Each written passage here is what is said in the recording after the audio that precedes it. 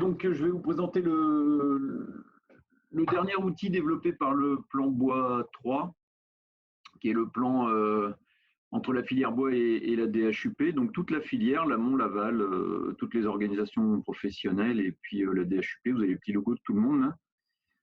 Il a été, les prestataires, ce sont le CNDB et FCBA. Et donc, vous avez deux outils en un d'Ambition Bois. C'est un site qui s'adresse aux AMO et du coup à la maîtrise d'ouvrage aussi. Donc, c'est vraiment un outil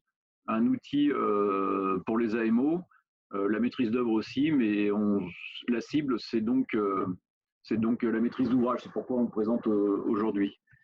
Je vous disais, il y a deux outils en un. Il y en a un qui va concerner la réhabilitation qu'on avait développée déjà dans le précédent plan bois, dans le plan bois 2, et qu'on a intégré du coup dans ce nouveau portail. Et le dernier né, c'est celui qui concerne l'objectif construction neuve que l'on a développé là récemment, avec lequel on a fusionné l'objectif réhabilitation. Alors si je vais commencer par le dernier, l'objectif réhabilitation. On a séquencé en fait le site selon le phasage d'un programme d'un maître d'ouvrage. C'est-à-dire qu'il a une ambition, il passe à une phase de conception de son programme et ensuite il passe à la phase de réalisation de son programme. C'est le séquençage, c'est disons le vocabulaire et la façon de procéder de la maîtrise d'ouvrage. Et pour chaque thématique-là, on a recensé un ensemble de questions que se posait le maître d'ouvrage au niveau de l'ambition. Déjà, parce qu'on s'est aperçu que les freins, en fait, dans la filière bois, on a commencé par les freins normatifs, réglementaires, techniques, il y a de ça 10 ans. On les a comblés par des outils techniques et plus on avançait, plus on s'est aperçu.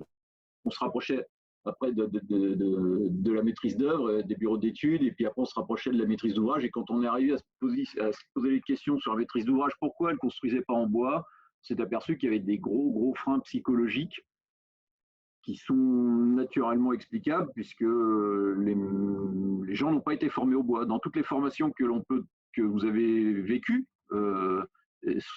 si vous n'êtes pas, je dirais, un charpentier de métier ou quelqu'un qui vient vraiment de la filière bois, vous n'avez jamais été formé au bois. Voilà, il n'y a pas de formation dans le bois. Comme le rappelait Georges-Henri, même aux ponts et chaussées, ils ont intégré des modules bois, enfin ils ont réintégré des modules bois, parce que initialement, ponts et chaussées, ils devaient faire du bois il y a fort longtemps. Ils avaient dû l'oublier, et là, ils viennent de réintégrer. Donc, dans les formations initiales, donc en discutant avec des grands comptes, des gens qui représentent des milliers de mètres carrés en France, qui voulaient construire en bois, nous posaient des questions, mais vraiment des questions de débutants, je dirais. Et on s'est dit là, il y a quand même un gros boulot à faire au niveau de la maîtrise d'ouvrage. Et puis on a voulu donc créer un outil à destination. Nous avons dans la filière des prescripteurs bois. Lucie est là pour en parler. On a des prescripteurs bois qui sont là dans chaque région pour justement faire de la prescription et faire un peu d'AMO aussi. Et donc on a pensé à eux en créant cet outil-là. Donc au niveau de l'ambition, vous allez retrouver un ensemble de questions qu'on a entendues de la part des maîtres d'ouvrage. On ne les a pas inventées, ces questions-là, ce sont des recueils de questions. Et donc, on les a listées. Il n'y a pas que celle-là que vous voyez apparaître. Donc, voilà, dans Ambition, on a mis un ensemble de questions. Là, il y en a 5 qui sont présentées, mais il y en a bien plus.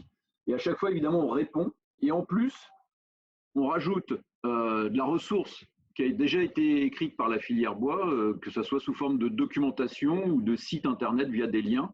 Et donc, ça permet comme ça d'acculturer un petit peu tout le monde aux grands enjeux de la construction bois, avec des questions qui peuvent être relativement simples ou compliquées. Voilà. Sur la phase conception, pareil, on a listé un peu les questions que se posaient des questions plus ou moins basiques que se posaient les maîtres d'ouvrage.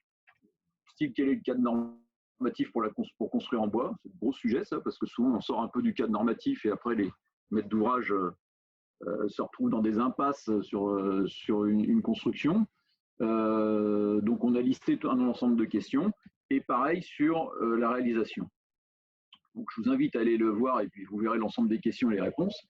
Ce qui est intéressant, c'est qu'on a essayé de collecter aussi toute la ressource de la filière, parce que vous savez, vous ne le savez pas, mais il y a de nombreuses organisations professionnelles au sein de la filière bois. C'est ce qui fait la richesse de la filière bois.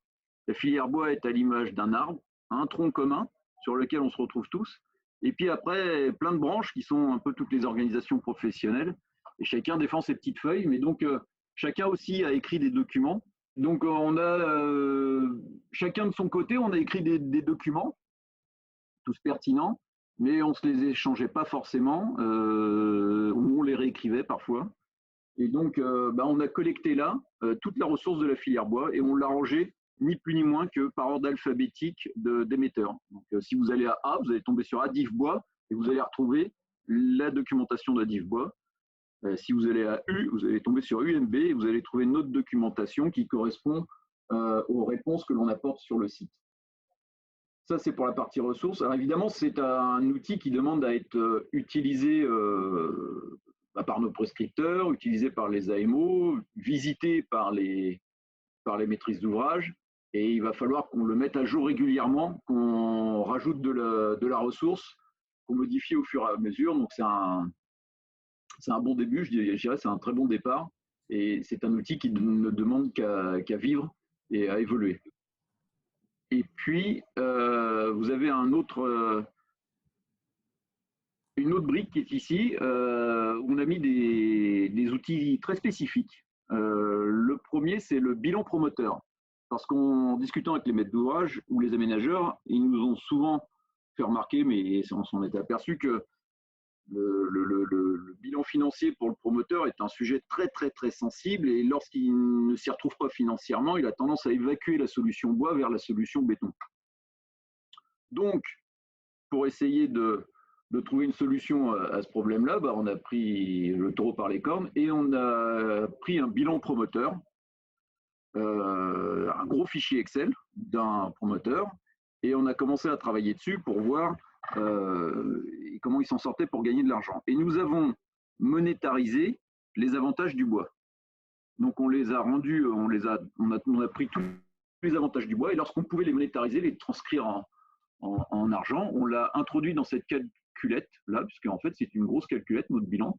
Et en rentrant la charge foncière en tête de fichier, en rentrant quelques données, ça vous sort des ratios, des prix au mètre carré, et on voit apparaître donc la marge que peut quand même se faire, malgré ce qu'on entend dire, la marge que peut quand même se faire un promoteur s'il construit en bois, avec différents niveaux d'ambition bois. Évidemment, il n'est pas obligé de faire tout bois, de construire tout en bois, mais ça peut être que du poteau-poutre ou de la façade ossature bois. Voilà, donc on a beaucoup bidouillé sur cette calculette qui est très, très efficace. Donc quand vous cliquez là sur bilan promoteur, vous téléchargez en fait directement cette calculette avec le mode d'emploi. Et puis après, il vous suffit de rentrer 2-3 données, la charge foncière, et ça vous sort des prix au mètre carré qui sont tout à fait réalistes, puisque c'est basé sur des vrais bilans de promoteurs. Le deuxième outil, il nous est destiné à nous en interne dans la filière bois, parce qu'on nous a souvent dit, bah oui, mais on ne connaît pas les prix de la construction bois, les ratios mètre carré. Et alors ça, dans le béton, évidemment, tout le monde sait combien coûte un mètre carré de plancher béton ou de poteau-poutre béton. Dans le bois, on n'a pas encore de ratio comme ça parce qu'il faut des décennies pour avoir des ratios comme ça. Il faut collecter pendant des années.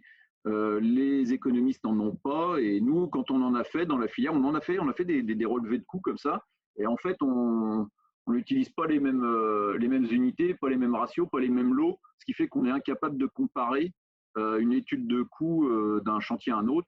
Et donc, on s'est mis d'accord sur une fiche de décomposition des coûts pour pouvoir collecter les coûts en France de la même façon, pour pouvoir faire des vraies comparaisons et commencer à constituer des vrais ratios. Donc ça, c'est vraiment quelque chose qui nous concerne, nous. Et puis, le troisième outil développé, lui, par le CNDB, c'est un simulateur bois et biosourcé qui vous permet, à partir de votre niveau d'ambition de construction de bois, donc toujours pareil, il y a un niveau d'ambition, est-ce que je veux faire du poteau-poutre, est-ce que je veux faire de la façade ossature bois, est-ce que je veux faire tout bois, et ça vous donne une consommation de bois et de matériaux biosourcés qui se cale un peu sur le label biosourcé. Ça vous permet de voir, d'anticiper, de voir où est-ce que vous en êtes par rapport au label biosourcé. Donc voilà, 3 outils vraiment développés, enfin les 2, je dirais, il y en a un qui nous concerne, nous, interne à la filière.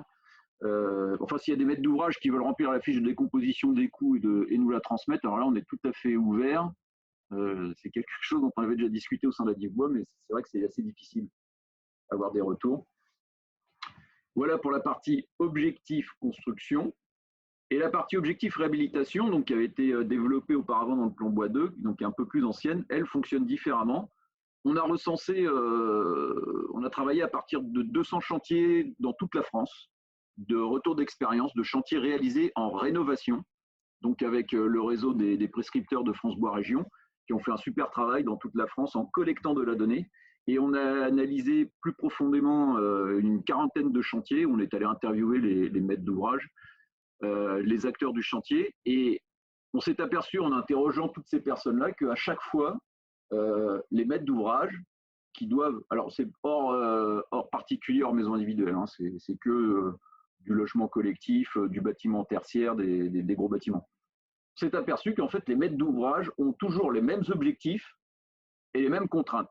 Il y a à peu près une quinzaine d'objectifs qui reviennent toujours dans la bouche des maîtres d'ouvrage et à peu près une quinzaine de contraintes pour des bâtiments à rénover, pas forcément en bois, hein, peu importe le matériau. Ils nous ont toujours dit que le matériau, ça les concernait peu, ils voulaient rénover leur bâtiment. Et donc à partir de ces objectifs et contraintes qu'on a recensés, en fait on a trouvé à chaque fois la bonne solution en bois qui convient pour répondre à cet objectif, à cette contrainte, et le chantier exemplaire qu'on peut mettre en avant. Et donc on a ensuite séquencé aussi selon les typologies de chantiers de rénovation, et donc vous les retrouvez avec ces petits logos là qui sont assez explicites, que ce soit de l'ITE, de la façade ossature bois sur mur existant, où on dépose l'ancienne façade, on vient en ramener une, l'aménagement intérieur, la fermeture de loggia, l'isolation des combles, les surélévations, extensions, les aménagements extérieurs. Et le dernier, c'est le tiroir fourre-tout, on savait pas où, quand on ne savait pas où les mettre ailleurs, on les mettait là. Et donc, les contraintes, comme je vous disais, sont à peu près toujours les mêmes. Voilà comment ça se présente, le site. Donc, les objectifs, on les voit apparaître. Voilà, grosso modo, à chaque fois, ce sont toujours les mêmes.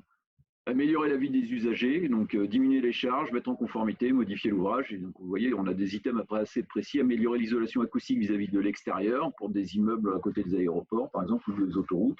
Améliorer l'acoustique intérieure du bâtiment. Et quand je clique là, je tombe sur un argumentaire qui explique pourquoi le bois peut répondre à cet objectif-là. Et ça présente un chantier en France qui correspond à ces contraintes ou à ces objectifs. Pareil pour les contraintes. Les contraintes, alors on les connaît, le bois est très utile pour réaliser des chantiers qui ne font pas de bruit, qui ne prennent pas de place, sans échafaudage, en site occupé. Donc là, on a des très beaux exemples. Ça permet aussi de montrer à des maîtres d'ouvrage qui se posent des questions sur la capacité à rénover leur bâtiment avec des solutions bois. Là, on a toute une série de retours d'expérience qui sont très parlants. Et puis, vous pouvez, donc le troisième onglet, vous pouvez aller directement dans les retours d'expérience et vous cliquez sur le chantier qui vous intéresse. Vous faites une recherche par région, par type d'ouvrage ou par typologie d'intervention, comme on a vu avec les petits logos, et vous tombez sur la solution qui vous va bien. Donc, pareil, ce site-là, on va le réalimenter de nouvelles expériences pour l'augmenter. Et puis voilà, ça doit servir soit à la maîtrise d'ouvrage qui visite, qui cherche de l'information par elle-même, et ça sert aussi à toutes les personnes qui sont assistants maîtrise d'ouvrage ou qui font de la maîtrise d'œuvre pour s'inspirer, trouver des solutions ou répondre à des questions de maître d'ouvrage. Voilà, donc vous avez des fiches que vous pouvez télécharger avec des exemples de chantiers. On voit avant, après, les consommations énergétiques avant, consommation énergétique après. Évidemment, si on veut aller plus loin, mais ce n'est pas la préoccupation des maîtres d'ouvrage que de s'occuper de technique, mais si on veut aller plus loin dans la technique, à ce moment-là, il y a un lien qui est fait vers l'autre site qui a été développé encore avant dans le plan bois 1, qui est le catalogue bois construction, qui lui apporte justement toutes les solutions techniques avec des plans téléchargeables. Mais les maîtres d'ouvrage nous ont bien dit que la technique, ça ne les concernait pas. Et ils avaient des équipes de maîtrise d'œuvre pour ça. Donc le site dédié pour la maîtrise d'œuvre et pour les entreprises, c'est plutôt le catalogue bois construction. Voilà les fiches descriptives sur les 41 chantiers qu'on a vraiment détaillés. Et voilà,